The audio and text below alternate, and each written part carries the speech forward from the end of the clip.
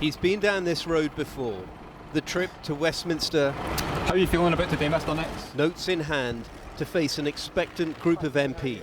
Any response to the Financial Times allegations? It's just that this time they know far more about Alexander Nix than they did before. Who doesn't? The committee is very grateful to Alexander Nix. This was a formal summons with one formality. Mr. Nix wanted to challenge from the very start. He wanted to make an opening statement. Mr. Nix, what I'd rather do is that if we could take the questions in the order the committee has them. Ordinarily, I would respect that, but these aren't ordinary circumstances. Mr. Collins, you'll have plenty of opportunity, as will all the committee, to ask me as many questions as you want, but I have to insist on delivering the rest of this statement. I'm sorry, Mr. Nix, it's not your place to insist on anything in front of this committee. He was the online marketing rock star, caught offside in spectacular fashion. We were able to use data to identify the British data geek who supposedly helped swing an American election, but whose involvement in the harvesting of millions of Facebook profiles came back to haunt him. Data. Everyone got data. And whose dirty trick tactics this programme went undercover to expose. Sent some girls around to the candidate's house. Is it time for you to abandon your political work? As the scandal made global headlines and then his once fated company collapsed, the pace of his efforts to shun the limelight only seemed to quicken. Mr. Nix, can I ask you what your message is to Cambridge Analytica employees today? Until today, as early on he had to confront the latest allegation about his conduct, a claim today that he'd taken $8 million out of Cambridge Analytica before it folded. I saw that newspaper article today. What I can say is that the allegation made in that article is false. As was much of the media narrative surrounding him and Cambridge Analytica, he claimed. Think toothpaste, not Trump, was the line. We are a very small advertising agency that happens to work across a number of sectors, one of which is political campaigns. Most of our time is spent selling toothpaste and automotives and things like that. I mean, it sounds a dreadful thing to say, but these are things that don't necessarily need to be true. But it was this and other footage of Nix, filmed undercover by Channel 4 News, which the committee wanted him to explain. Caught boasting to a man he thought a prospective political client of honey traps and handouts to undermine opponents. They are very beautiful Ukrainian girls. They are very beautiful. Yes. I find that works very well. Do you feel embarrassed about it? Well, clearly. That was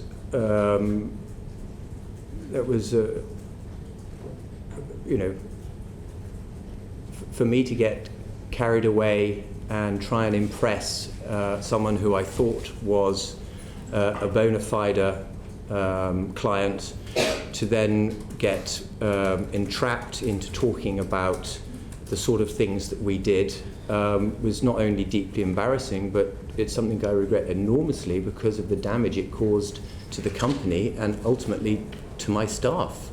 And yet this had only ever been overzealous salesmanship on his part, he claimed. Hyperbole, saying that Channel 4 News had deliberately omitted the following key caveat he'd said at the time. Please don't pay too much attention to what I'm saying. I'm just giving you examples of what can be done. And of course this was edited out of the video. No, it wasn't. It was part of the broadcast. Please don't pay too much attention to what I'm saying, because I'm just giving you examples of What can happen? what can be done and what has been done. Yes. According to you, everything that has been written or said about Cambridge Analytica is wrong. Yet the only thing we've ever heard directly from you turns out, by your own admission, to be a pack of lies.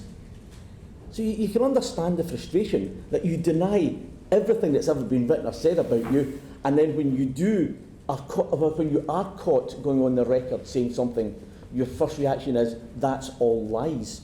So you can understand, that it's a frustrating position for us to be in, to have to listen and to try and not half as frustrating a position as it is for me, sir. You have attempted to paint yourself as the victim here. Now, by no stretch of the imagination can you be seen as a victim. Surely you can see that. You are not the victim here. And what happens if I was the victim, Mr. O'Hara? Do you believe you are the victim? Let's just run with this hypothesis for a moment. What happens if I was the victim? What happens if as we've seen, we were accused of working in Brexit, we didn't work in Brexit?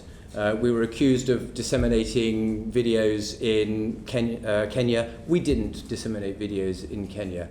He went on, what if this was all about the global liberal media taking umbrage at his political work and targeting his company as a result? So you are the victim in all of this? Well, if you're sitting where I am right now, you probably feel quite victimised.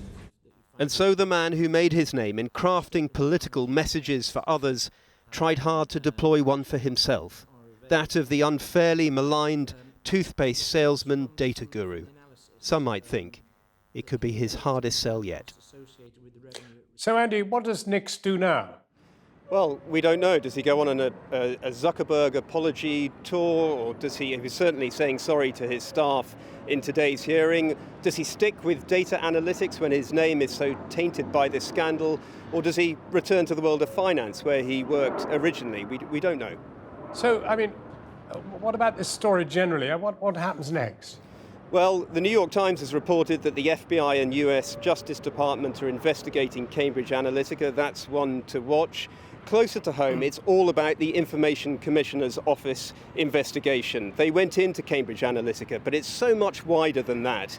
It's the largest data investigation undertaken by a data protection agency, we're told, spanning 30 organisations, going back a year, looking at the use of personal data in political campaigning, helped by Chris Wiley, the original whistleblower in this case. And the impact of that, says the Commissioner, will be to change the behaviour of all the actors in the political campaigning space. So it could be fascinating. I'm joined now from the Central Lobby in the House of Commons by the Conservative MP Damien Collins, the chair of the Culture Committee, who questioned Alexander Nix today. Well, now, he's admitted, Mr. Collins, that everything he told Channel 4 News was a lie. So what he told you is the truth?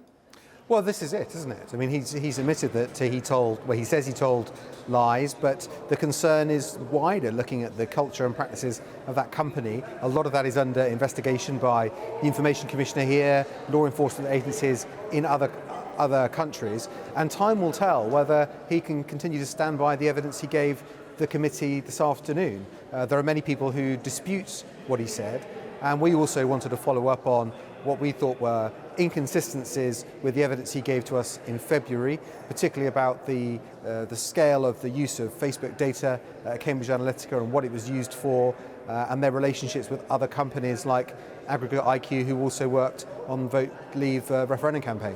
Aren't you now involved as a committee in territory that really now ought to be in the hands of the police? I mean, if the United States has now turned to the FBI, isn't it time you turned to the police? Well, we have given evidence that we've received to the Information Commissioner, so she has that too. The Information Commissioner is the law enforcement authority in terms of data protection in this country, so they will be the ones that make the final recommendations on that.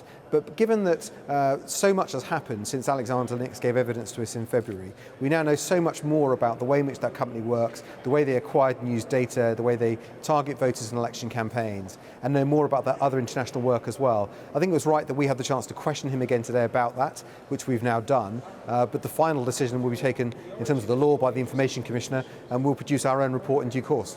But in a sense, the pressure is still on you now, because the missing link in all this is the question of whether, in fact, there was some kind of involvement in the Brexit referendum.